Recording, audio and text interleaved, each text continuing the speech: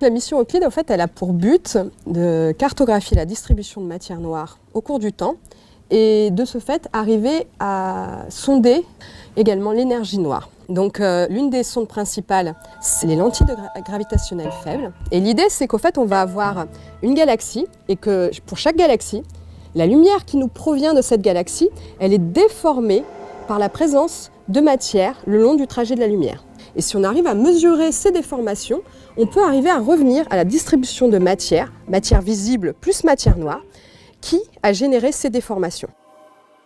Ce qu'on reçoit, c'est des catalogues de galaxies pour lesquels on a la forme de la galaxie et sa distance. La déformation qui est due à la distribution de matière noire entre la galaxie et nous est très faible. Mais ce qu'on utilise dans les effets de l'antigravitationnel faible, c'est le fait que les galaxies n'ont pas une direction privilégiée. Si on regarde une galaxie et qu'elle est légèrement déformée par la matière noire dans ce sens-là, et qu'on en regarde une autre qui a une autre direction et qu'elle est légèrement déformée dans ce sens-là, ce qui va se passer, c'est que si on en prend beaucoup et qu'elles n'ont aucune orientation particulière, à la fin, si on moyenne, on va revenir à la déformation qui est juste due au cisaillement gravitationnel induit par la matière noire. Pour caractériser le cisaillement donc de manière temporelle et spatiale, on utilise des outils mathématiques tels que la fonction de corrélation à deux points. Cette fonction de corrélation à deux points consiste tout simplement à utiliser un catalogue de galaxies. On va utiliser ces galaxies qu'on va corréler entre elles pour un âge de l'univers et le résultat va être classé en fonction de leur distance.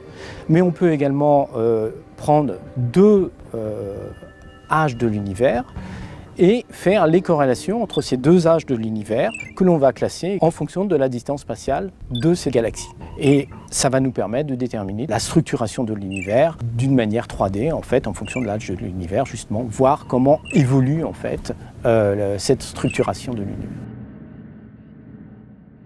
Parmi les produits de la mission Euclide, on a notamment les cartes de matière noire.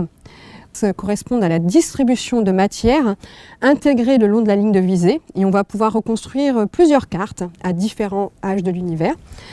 La carte de matière noire va également être utilisée pour calculer plein d'autres statistiques qui vont permettre de caractériser avec une très grande précision le modèle cosmologique de l'univers, ce qui va nous permettre d'en savoir un peu plus sur la matière noire et sur l'énergie noire qui compose notre univers.